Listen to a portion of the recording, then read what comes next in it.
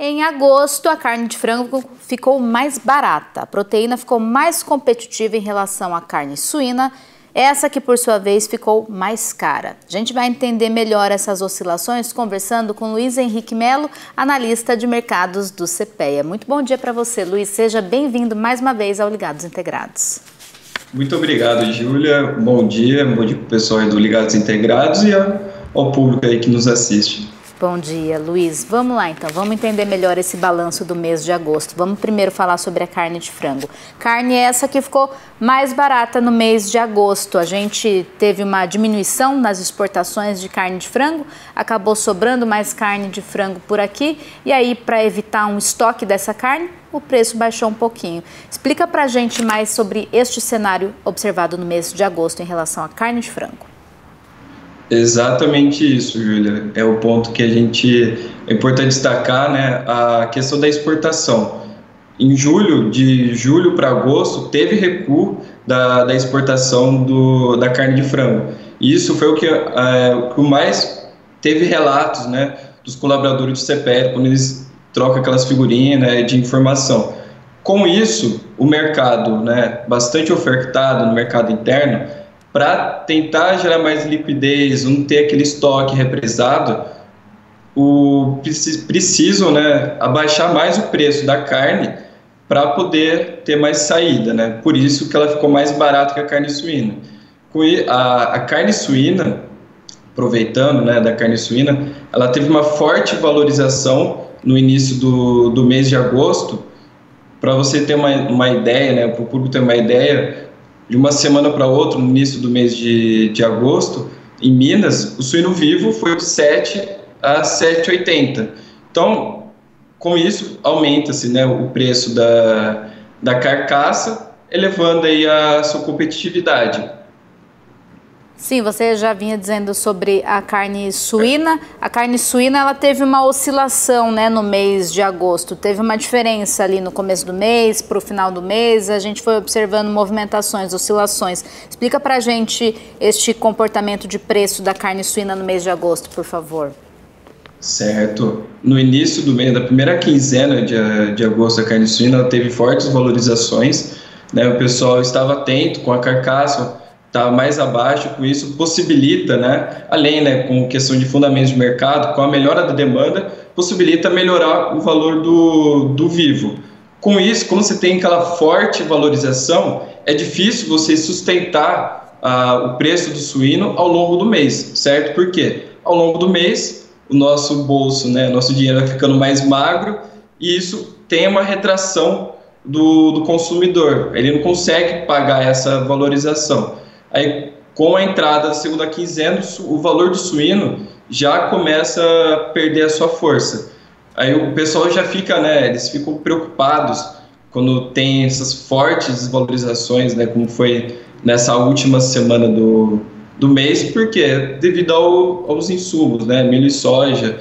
Aí tem a questão também que popularmente fala, né, na cadeia, o efeito manada, né, você vê o preço caindo, o pessoal com medo, né, precisando fazer caixa para pagar os insumos e outros custos, acaba vendendo aí com preços mais baratos, né?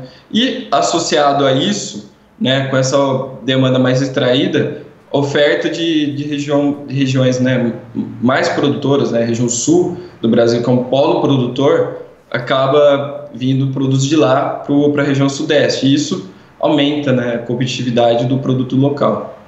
Ou seja, a carne suína, ela começou o mês de agosto com preço mais elevado. Aí vai chegando no final do mês, o pessoal começa a segurar um pouquinho mais o dinheiro, começa a comprar menos e aí, é claro, então o preço da carne suína vai diminuindo para a gente poder ter a liquidez desta proteína, né? E aí, proporcionalmente, a carne de frango é a mais barata, depois vem a carne suína.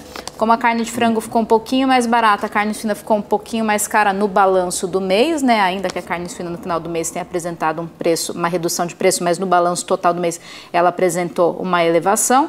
Aí então a gente pode dizer que a carne de frango ficou mais competitiva em relação à carne suína, porque proporcionalmente ela ficou mais barata, proporcionalmente a carne suína ficou mais cara. Exatamente. Tem outros fatores, né? Por exemplo, para o público entender, né? gente tem as 3 proteínas, né, dominantes no mercado brasileiro, né? Carne bovina, carne de frango e a suína. Culturalmente, o brasileiro ele gosta mais da bovina, né? O churrasco, né? Culturalmente, o Brasil é a carne bovina. Quando a carne bovina ela diminui o preço, isso fica um pouco mais difícil, né, para a suína e para o frango. Pior para a suína, porque a carne suína ela fica naquele meio, né, tentando ganhar espaço com a frango e bovina. Bovina recua, o pessoal migra aí para a carne de frango. Se a carne de frango desvaloriza, o pessoal migra para a carne suína. E vice-versa, se subir a carne de frango, o pessoal vai para a carne suína. Então a carne suína ela briga ali para manter seu espaço. Sim, a gente fala aqui no programa sobre a carne de frango e a carne suína, mas é claro que o preço da carne bovina também influencia diretamente no comportamento do consumidor, né? E aí, como você estava explicando para a gente, em agosto a carne bovina também ficou um pouco mais barata, né? Exatamente. E isso acaba pressionando também, né, a competitividade entre as proteínas. E a carne bovina também ficou mais barata em agosto, justamente por um poder de compra da população mais fragilizado, e aí para poder provocar uma liquidez desta proteína, o preço dela foi abaixando um pouquinho. Também foi esse mesmo comportamento? Exatamente isso, Júlio. Isso influenciou isso nos resultados da competitividade entre as carnes. Ou seja, a competitividade da carne de frango em relação à carne suína foi uma, em relação à carne bovina foi outra oposta. Isso aí. Certo. Exatamente.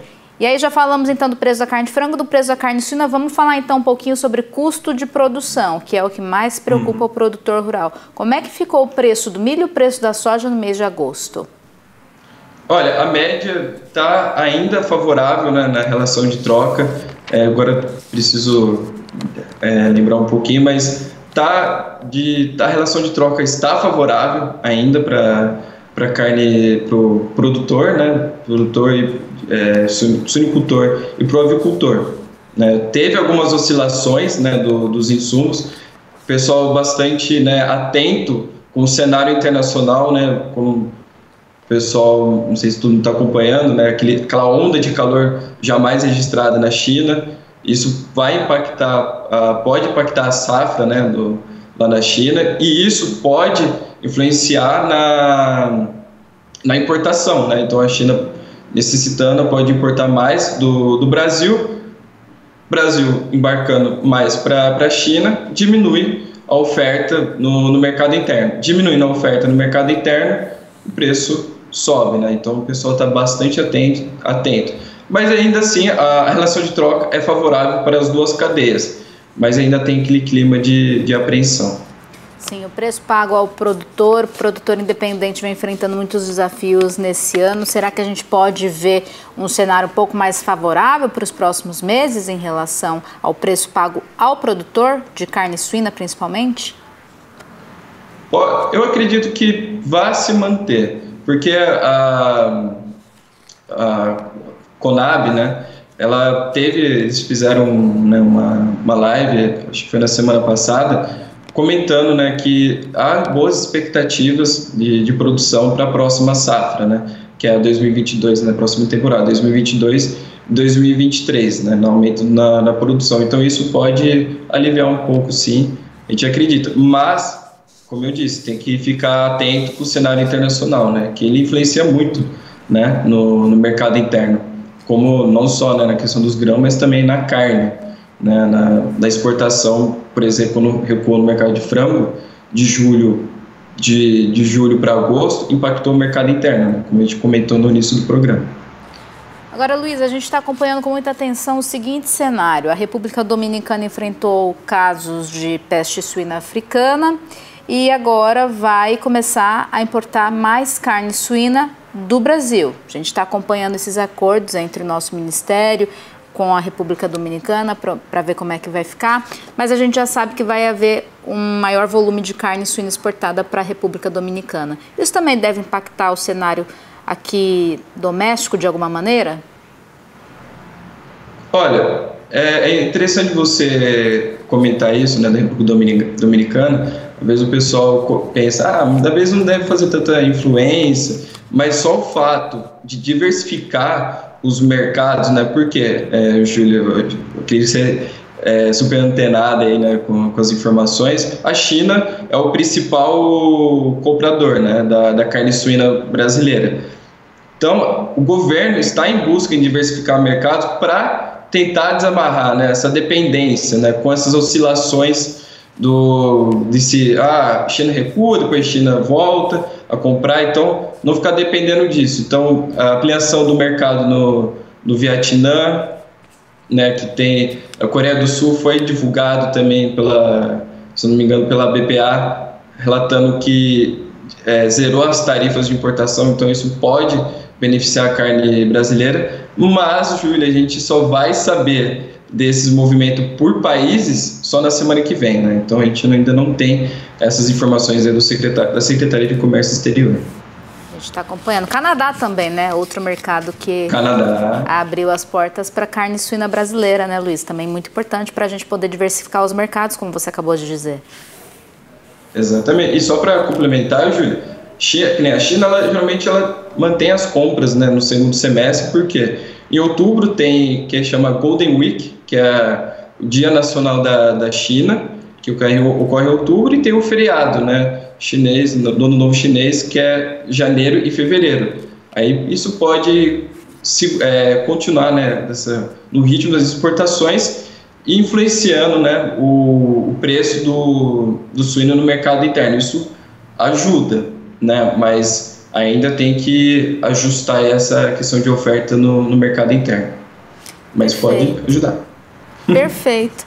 Luiz, muito obrigada pelas atualizações, por nos explicar todas essas oscilações de agosto que vão refletindo aí agora em setembro também, pelos próximos meses, de uma forma tão didática, viu? Muito obrigada. Até a próxima atualização quinzenal. Um abraço para todos vocês aí do CPEA. Um ótimo final de semana. Eu que agradeço, Júlia. Um abraço aí para o pessoal também do programa. Tchau, tchau. Tchau, tchau. Até mais.